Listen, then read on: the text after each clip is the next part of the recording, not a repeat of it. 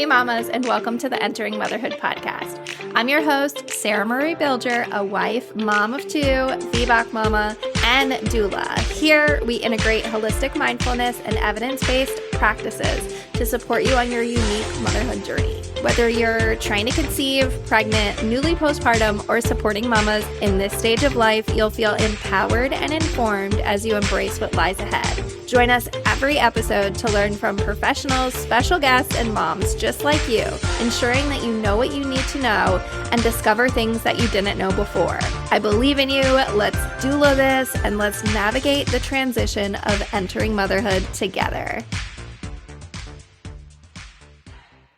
Hey mamas, and welcome back to another episode of the Entering Motherhood podcast. I'm Sarah Marie, and today we're going to dive into one of the most fascinating parts of labor, and this is our cervix dilation and effacement. This process plays a crucial role in preparing your body to deliver your baby, and understanding the process and what is happening can help you feel more confident and informed as you approach your birth. So let's start off by talking about what exactly is cervix dilation and effacement. When we talk about dilation, we're referring to the opening of the cervix, and effacement is the thinning of the cervix. These two things work together to create a clear path for your baby to move down through the birth canal during delivery. Your cervix, which usually stays thick and closed during pregnancy to basically help protect your baby, needs to soften, thin out, and open to about that 10 centimeters mark that I'm sure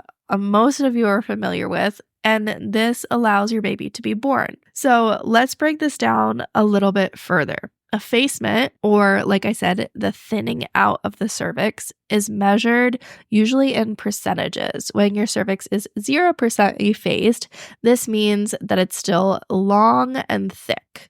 As your labor progresses, it softens or shortens, and it moves towards what they call 100% effacement, where it becomes almost paper thin. This softening is crucial because it allows your cervix to stretch and open more easily during your contractions.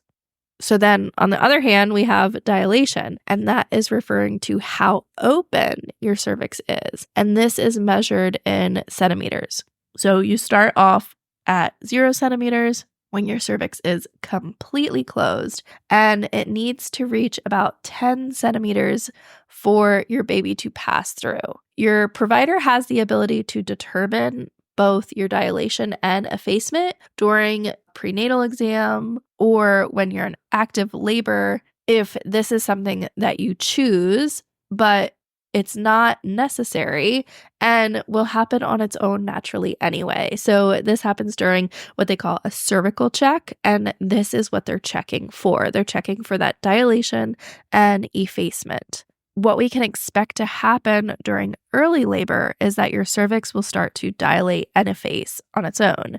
So this stage can last anywhere from a couple hours to a few days, and it's often the longest part of labor, as you can imagine. And the cervix may dilate at this point up to 3 to 4 centimeters. So this is all during that early labor stage. And it's taking time to dilate to this point before we transition to our active labor stage.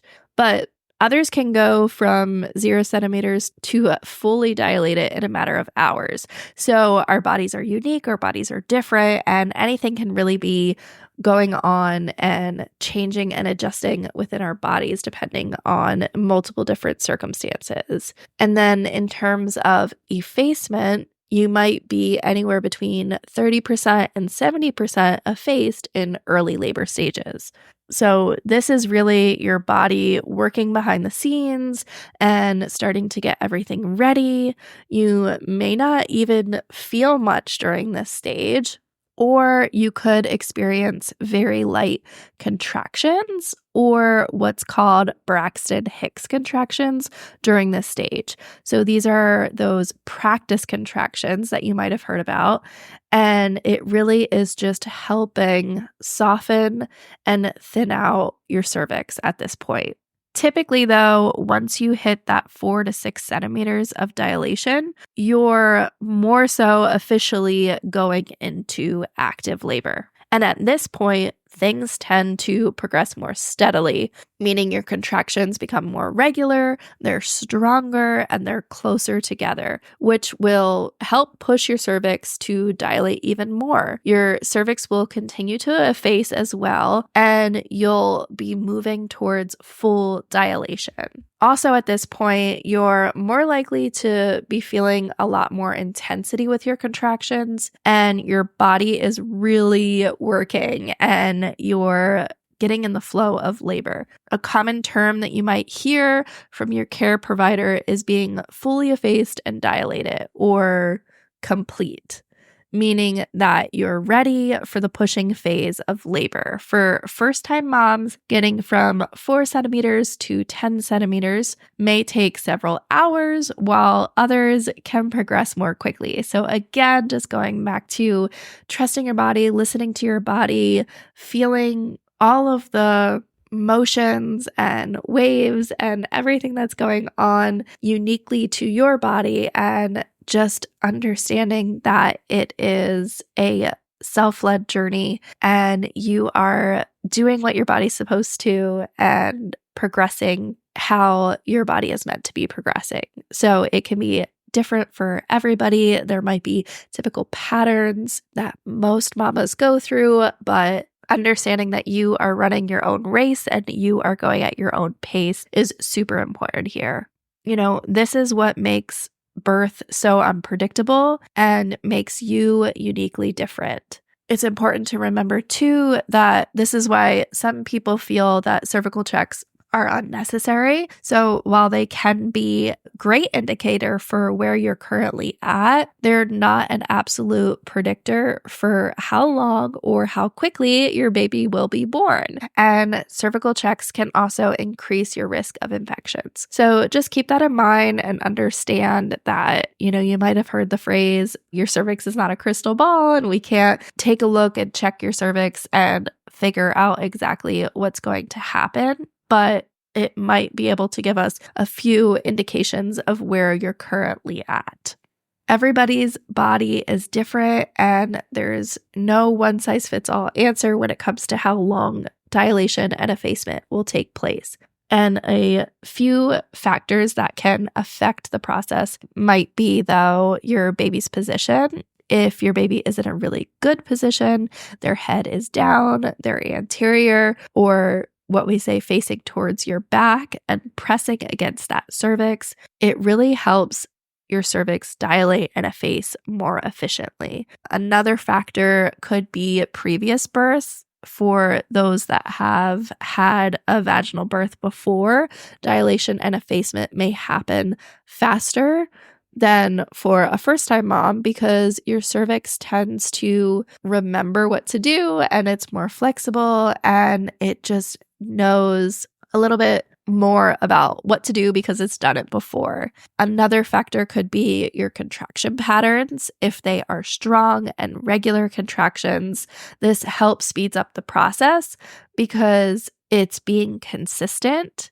And if it was inconsistent or you were having weak contractions, this might just slow things down a little bit more. So just keeping that in mind, the intensity of your contractions and the pattern that they're following is going to dictate your effacement and dilation a little bit more. And then lastly, just natural body differences. Some bodies simply just take more time than others, and that's completely okay. And so while there's no exact way to make dilation and effacement happen faster, there are some things that you can try to help move things along and just help your body during this time. So one of those things would be to stay active. Even just gentle movements like walking can help move your baby into a good position and encourage your cervix to dilate. So find an activity that you enjoy and keep up with that as long as possible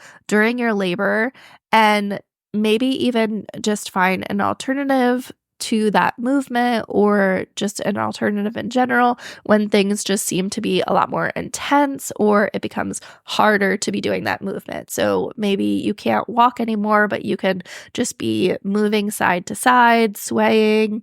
Maybe you can't be doing deep squats anymore, but you can be doing alternate lunges or something like that. Just keeping your body moving is going to help the process so much more. Practicing any sort of relaxation technique is also going to be helpful in dilation and effacement because you're staying calm and you're relaxed. And so this allows your body to produce more oxytocin, which is a hormone that plays a huge role in labor progression. Another thing that you could be doing is staying in upright positions. So using a birthing ball or standing upright, even down in a deep squat during your contractions, can really help put baby in a better position to put more pressure on your cervix. So letting gravity just assist you and letting that pressure sit on your cervix could help encourage dilation to move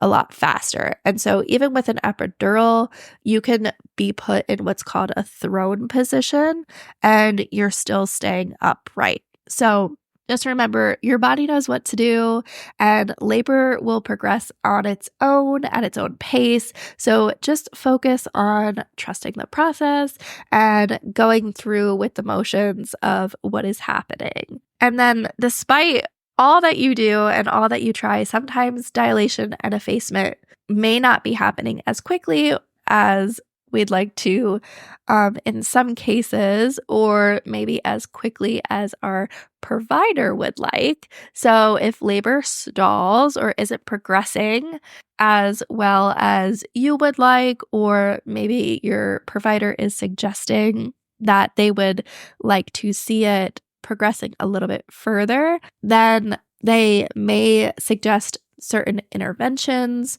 to help get things moving along. If avoiding interventions is something that's really important to you, I suggest talking about this with your care provider beforehand. So ask what the policy is in regards of dilation and effacement and ask about cervical checks. So understand what your hospital policy is, what your provider's viewpoints are on this, and really just understand that this is your birthing experience and you have the authority over your body and the choices that are made along the way. So sometimes you hear failure to progress as a reason for cesarean, and others argue this is a failure to wait from provider's perspective. So really understanding what your options are and what the actual protocol is and what a true definition of failure to progress is, and really listening to your body and respecting your body and knowing, again, what all of your options are. But if they are suggesting different interventions, some of these things might look like a membrane sweep. This can encourage dilation to increase because you're gently separating the amniotic sac from the cervix. So if there were any kind of restrictions due to this, it's releasing that, and it may help during this stage. This is just going to be an option that they might suggest. Another option would be Pitocin, which is a synthetic oxytocin. And this might be suggested to strengthen your contractions or keep them more consistent and just speed up the dilation process. So this is usually introduced through an IV. As long as you're aware of the risks and benefits of this drug and you're really informed about what is the process of Pitocin, then that's your choice. You're making an informed choice and you're deciding to make that in the moment during your labor, but just be aware that this is something that you might want to do some research on before going into labor. So when they're talking about it, when they're introducing it, it is something that you can make an informed decision about in the moment. We mentioned a couple of these options in our previous episode about inductions, but another one that they might suggest is a Foley bulb. And again, this is just another tool that can help increase dilation. It's a small balloon-like device that's inserted in the cervix and inflated manually to help encourage that dilation to occur. And like I mentioned before, each of these options have its own pros and cons. So be sure to talk with your provider about what's right for you and make sure you do your own research and ask questions that you might have about all of these different options before you're getting to that stage, before you're in labor, before you are showing up at the hospital, so that you feel fully confident in the choices that you're making and the why behind why you're making those choices. But when you are in labor and you are reaching that full dilation point, you might feel more pressure in your lower pelvis or even start to have the urge to push. This is that common time that people refer to as feeling like you have to poop, and it's a signal that your baby has moved down into the birth canal and is almost ready to meet you. So at this stage, when you're getting those feelings, when you're getting those sensations, when you're getting those urges to push, you typically are 100% effaced, as well as at that 10 centimeters mark or 100% dilated. This part of labor can be really intense, but also super exciting because it means that you're almost there. So I plan on doing an episode about pain management too, so be sure to subscribe and be on the lookout for that one if you plan to navigate birth unmedicated. And just again, to sort of summarize everything here, cervical dilation and effacement are key milestones in your labor journey, and understand how they work can help you feel more prepared. Labor is an incredible and unique experience for every person, and no matter how fast or how slow your body moves through these stages, remember that you and your body and your baby are amazing and on this journey together, and you've got this.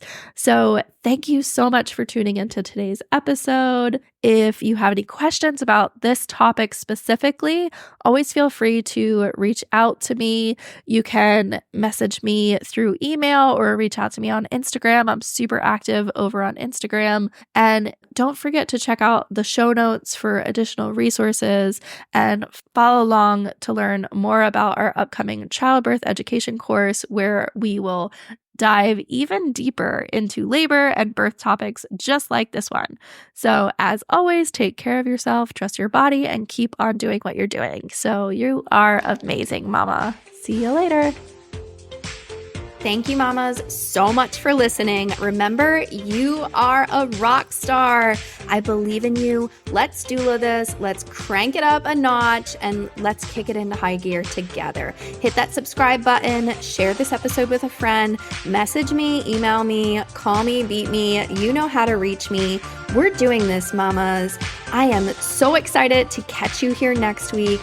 This is your one-stop go-to place for helping you find the resources you need to make the best choices for you and your family during pregnancy, birth, and most importantly, postpartum.